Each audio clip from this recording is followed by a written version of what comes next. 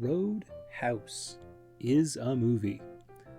Not to be confused with Roadhouse, the kick-ass 1989 action movie about Patrick Swayze kicking the crap out of people. This is Road Space House. Space House? That'd be pretty cool, actually. No, I mean a space between road and house. Like a driveway. Road driveway house. Anyway, road driveway house, it isn't great. It suffers from all the original's problems with original problems of its own. And it's a shame, really, because the original Roadhouse is good. Don't get me wrong. But its plot is only really there to justify its action sequences. And while those sequences are great, they don't totally distract from the fact that if you boil the plot down to its base elements, it's just the story of a good guy kick puncher who punches and kicks a bunch of bad guy kick punchers better than they kick punch. Beforehand, these bad guy kick punchers kick punch the other good guy kick punchers before the main good guy kick puncher showed them how to punch and kick good. And then Sam Elliott dies. Oh, spoilers. Now, while Roadhouse tries to expand to be a bit more than that, it keeps second-guessing itself. For every step it takes into being a deeper story, it seems to take two back. To explain this, let's look at the pillar of all stories.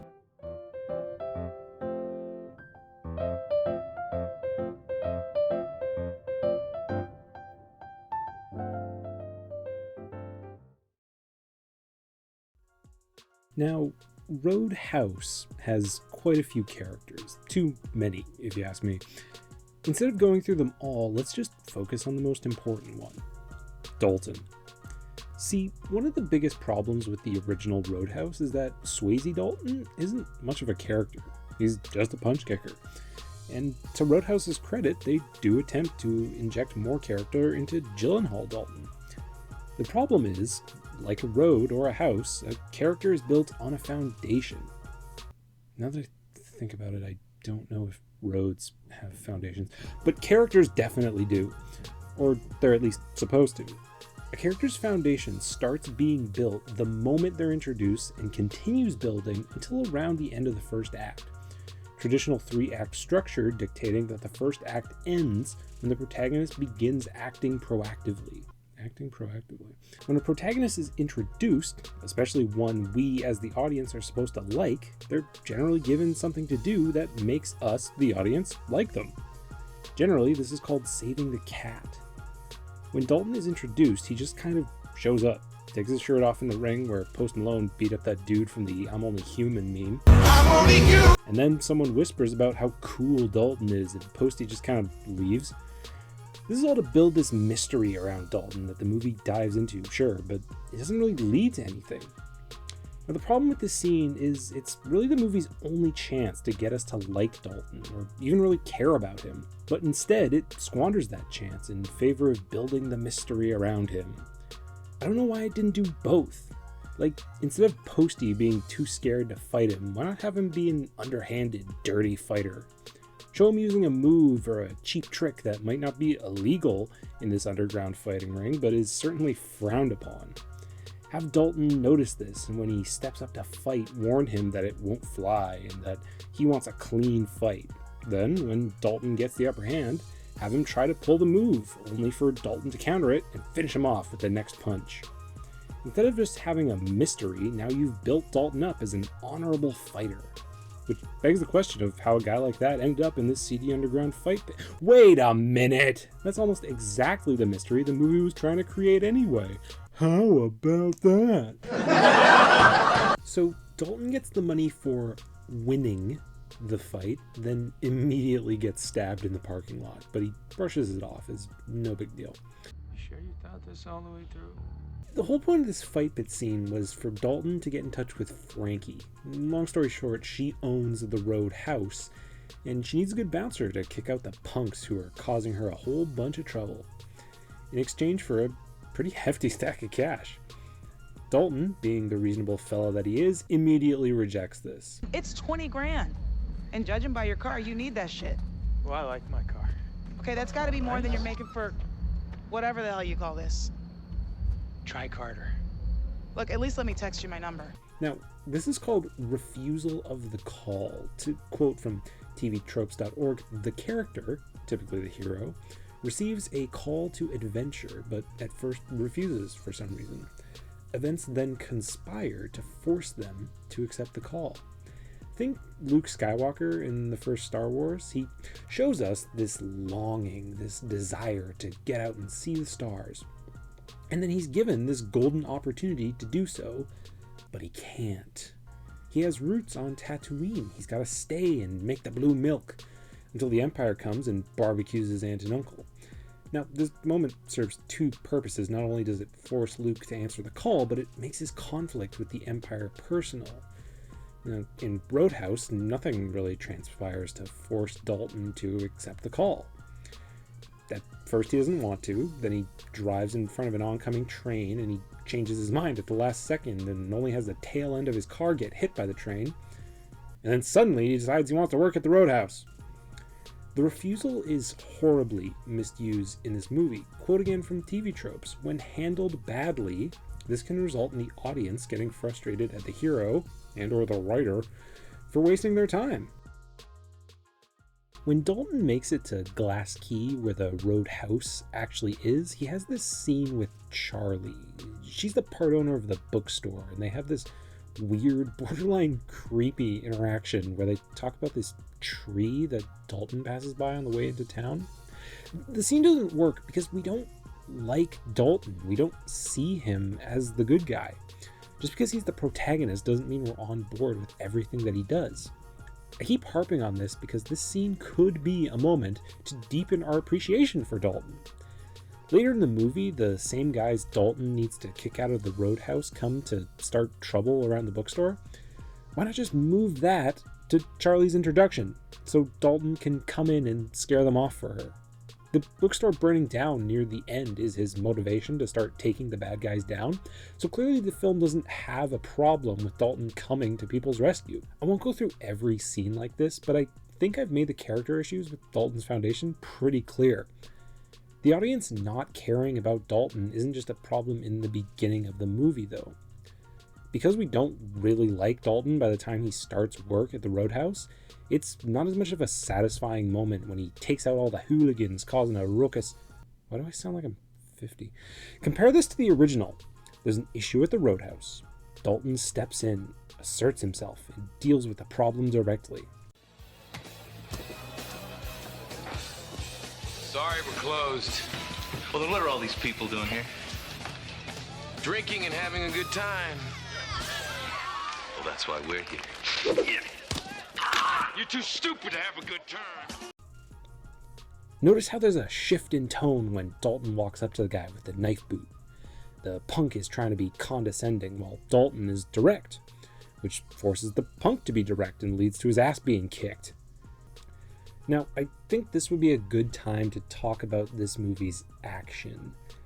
The biggest problem with it is that half the time the scene stops short before giving us any actual action. When it doesn't, Dalton usually wraps things up in one or two moves. And when that doesn't happen, the CGI ruins it. Some of the effects in this movie are pretty rough. The worst being the scene where one of the grunts tries to run Dalton over with a truck. It just doesn't look good. Effects like this fall into this uncanny valley of sorts. In the original, it was clear that the fights were staged. But because we had that clarity, it didn't take us out of the experience. No one in the movie commented on the presentation of the action, so it never occurs to the audience to question it. On the opposite side of the valley, even if you aren't a big fight fan, you probably know what a real fight looks like. They're usually less cinematic and more technical. Same can be said about the stunts. The reason this looks so bad is because it falls right in the middle. You understand that what you're seeing doesn't quite look real, but the quality of the effect is just high enough to almost fool you, leading to a worse reaction than if you just found a way to do this practically. I won't harp on this too much, but one of the things that made the original great was that you knew Patrick Swayze was doing everything you saw him do. He was one of those do-your-own stunts, no matter what they are, actors, which famously led to a delay on the set of Dirty Dancing after he injured himself attempting a stunt. It's only a minor detail in the grand scheme of the film, but it's a little sad to me that the legacy of one of Swayze's most iconic characters has lost one of the elements that made him so iconic.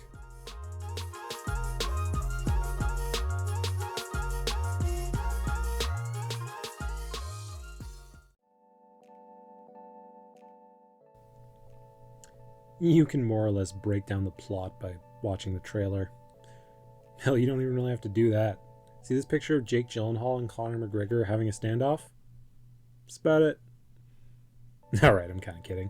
There is more to the story this time around, but the movie doesn't really seem interested in exploring the new ideas. Usually it just defaults to explaining how it's different than the original. Why is it called the Roadhouse? What do you mean? Isn't Roadhouse one word? Yeah, that's a joke. It's a roadhouse, but it's called the Road House. Get it? Still unresolved. But ultimately it really isn't. Bad guy needs Roadhouse torn down in order to build some dumb project, but the owner refuses, so he sends some guys to rough the place up, so the owner enlists the help of a guy named Dalton, who goes on to save the day. There are all these elements that don't really add up to anything, though, as if the writers threw them in because they wanted to add them. Like how the sheriff is corrupt and looks the other way when the bad guy, his name is Ben Brandt, by the way, commits crimes, but then at the end, when Dalton kills two guys, he's just like, whatever, and looks the other way for him. The movie features police corruption, but all it seems to say about it is it's okay if you're not a dick. There's also this recurring gag with this one goon who seems to think he's friends with Dalton. Oh, hey, man, good to see you.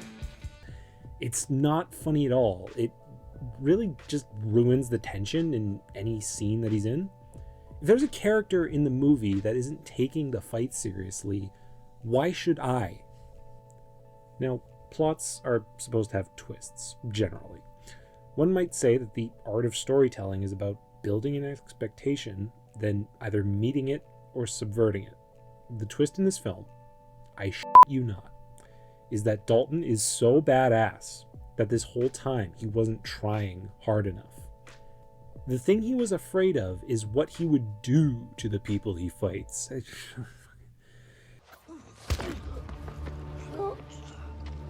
I just broke the hyoid bone in your throat. Probably also collapsed your trachea. Either way, you won't be able to breathe anymore. I am afraid. I'm afraid of what happens when somebody pushes me too far. Somebody just like you. Because I know what happens next.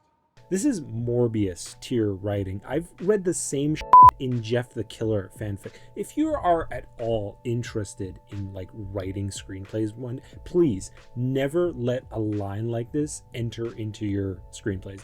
Please. The closest this movie comes to having a theme is symbolized by the knife wound Dalton gets in the parking lot after the opening scene. Dalton's love interest in the film tries to treat it, but he has this weird thing about not wanting to dull the pain.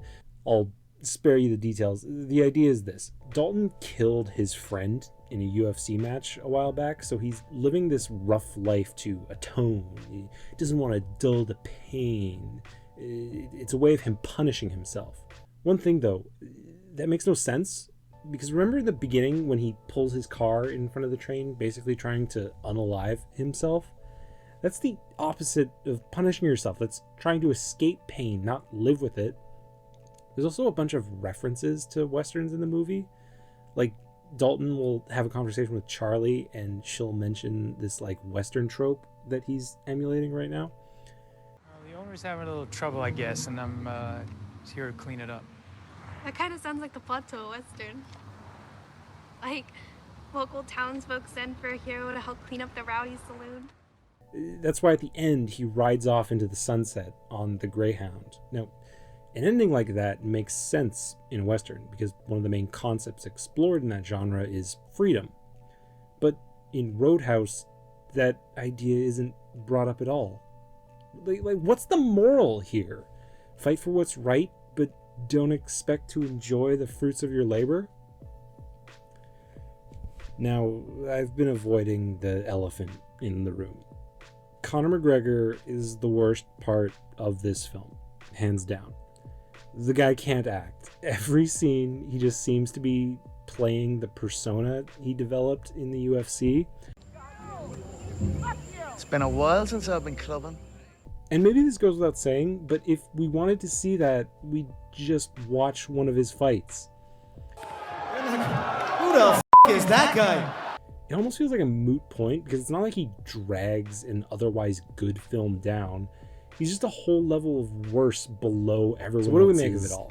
Well, bad. Personally, I'm not that bummed that the new Roadhouse. It's a good thing he only got $5.5 million. I did find myself enjoying some of the parts. The fights between Gyllenhaal and McGregor were entertaining, if underwhelming. Like, after the first fight, he just kind of walks away. What are you gonna do? Even if the film actually made us like Dalton and actually explored some of the plot elements it brought up, I don't think it would have mattered. The conflict in this film remains impersonal pretty much the whole time, and when it finally becomes personal between Brandt and Dalton, they treat it as this big joke. I don't see Ellie anywhere, and this guy looks pretty comfortable for a guy who just had his daughter kidnapped. There's no kidnapping, them. Oh, double cross. You actually believe that Ben took my daughter? We are partners, idiot. Yeah, about that I did kind of take her. What? Ooh, another double cross. What the f, Ben? I say again, if the characters don't take this seriously, why should I? Even still, this movie needs a serious rework to ever end up surpassing the original or even living up to it. It suffers because of its grounded nature. Why be a loud, dumb action movie when you have all this competition that is so much more spectacle to it? Why do I care about the battle to save one roadhouse in Florida when I can watch the battle to save the whole world, nay, the whole universe, in another movie? I bring this up because when you can't raise the overall stakes, you have to raise the personal stakes. What happens if Dalton fails? Everyone who works at the roadhouse needs a new job and his life goes back to the way it was. It's not really that big a deal. Compare this to Cobra Kai, the first season, anyway, before Netflix got involved. The stakes by the finale aren't world-shattering, but they're deeply personal to the main characters. If Miguel wins the All Valley, it's not only the completion of his journey from bullied loser to coolest motherfucker on the planet, but it legitimizes all of Johnny's hard work and dedication that we've been there from his lowest point. But it also drives a deep wedge between him and the son he abandoned that he now kind of wants to be there for. I'm sorry. It's okay, man. Not to mention Daniel. If Miguel wins, he'll see the Cobra Kai dojo, the thing he hates most in this world, back in the position it was when its elite members tormented him so long ago. The stakes are huge in a deeply personal way. Roadhouse needed to make its stakes more like this. Give Dalton a reason to kill for the Roadhouse. Otherwise, I mean, he kind of comes off as a psycho. Did you just kill him? Oh, no. He's already dead. I killed him hours ago. Is that my gun? Yeah, sure is. But hey, maybe that's what they were going for. Wouldn't surprise me at this point.